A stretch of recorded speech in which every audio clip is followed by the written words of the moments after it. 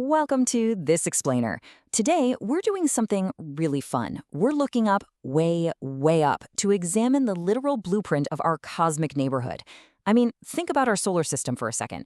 It's not just some random jumble of rocks and gas floating around in the dark. It is an absolute masterpiece of celestial architecture. In This Explainer, we're going to map out the brilliant layout of the 8 primary planets orbiting our sun. We'll look at the actual materials they're built from, the totally distinct structural zones they occupy, and how this whole grand design sets the stage for, well, literally everything we know. I am so pumped to take you on this structural tour of the cosmos, so let's get right into it. Okay, let's dive into this, because the fundamental blueprint of our solar system is actually surprisingly organized. It naturally splits our celestial architecture right down the middle into 2 massive, totally distinct structural groups. First, on the inner track, we've got the terrestrial planets. These are the rocky, compact ones. And then, way out there, occupying the vast outer orbits, we have the absolute behemoths, the gas and ice giants. It's just a striking duality, right? You've got inner versus outer, solid versus fluid, compact versus colossal. Honestly, wrapping our heads around this basic division is the absolute core foundation for everything we're going to explore today. Zooming in on that first structural group right here, the terrestrial zone is basically the inner sanctum of our solar system. And what makes these 4 closest worlds to the sun tick? Well, it's all about their construction material. These worlds are forged mostly out of heavy stuff, rock and metal. They possess actual, physical, solid surfaces. If you were to travel to literally any of these 4 planets, you would find definitive, solid ground that you can actually stand your 2 feet on. It's basically the sturdy, rocky foundation that anchors the entire inner solar system. Let's start our fast-paced terrestrial flyby right next to the solar furnace. Mercury is the absolute smallest structural component in our layout, and it is parked punishingly close to the sun.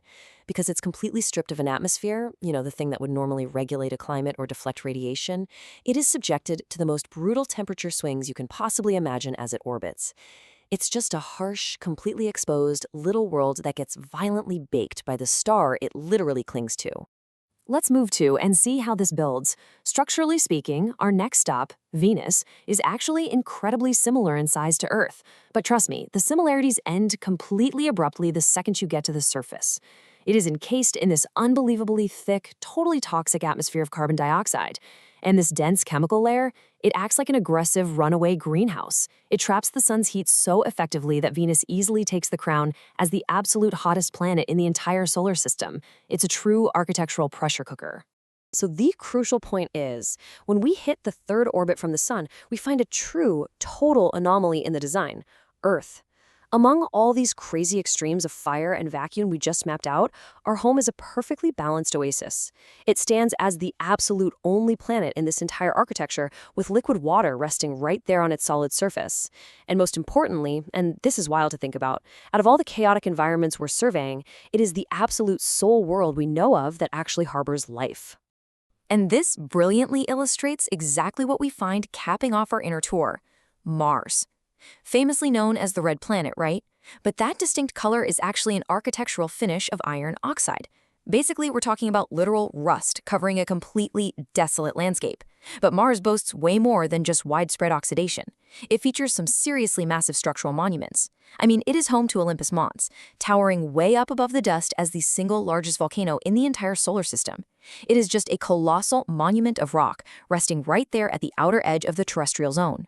Now, as we cross the boundary into the deep outer expanse, the architectural rules completely change. We are now entering the domain of the giant planets. These outer 4 planets are, well, they're exponentially larger than those rocky terrestrial worlds we just visited. But here's the truly mind-bending part. They completely lack solid surfaces. Think about that.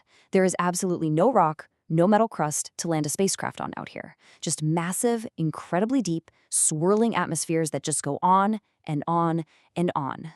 Now, what's really interesting about this slide is how perfectly it captures the staggering extremes of these first 2 gas giants. Jupiter, for starters, stands as the undisputed king of the planets when it comes to sheer, unbelievable size. It's this massive sphere, primarily made up of hydrogen and helium, and it's totally dominated by the Great Red Spot, which is this continuously raging, enormous storm.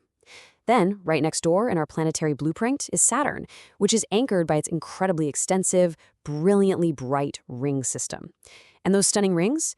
They're actually composed of countless individual ice and rock particles, all caught up together in a majestic, swirling orbit. Continuing our journey even deeper into the freezing, distant expanse, we finally meet the last two monumental structures on our map, the ice giants. The design of Uranus it's truly bizarre. It has a totally unique tilt, which means it actually rotates entirely on its side, like a giant ball rolling along its orbit. It features these faint rings and a gorgeous blue-green color that comes directly from the methane gas in its atmosphere. And finally, we reach Neptune, the absolute most distant primary planet in our architecture. It's a dark, freezing cold ice giant, famously whipped by violent, literal supersonic winds. It just stands there as this quiet, turbulent sentinel right at the absolute outer edge of our planetary map. Which brings us to the ultimate question. When you really step back and view this entire celestial blueprint, when you see that we are quite literally surrounded by airless vacuums, toxic heat traps, rusting deserts, and these dark, surfaceless giants getting battered by supersonic winds, you really have to wonder, how in the world did Earth, our tiny, rocky little outpost, become the absolute sole oasis for life? I really want you to let that stark contrast sink in for a second. The extreme fragility and the sheer uniqueness of our place in this grand architecture is simply awe-inspiring. I hope this explainer has given you a profound new perspective on the 8 incredible planets we share our solar system with, and honestly, I hope it leaves you eager to just keep looking up.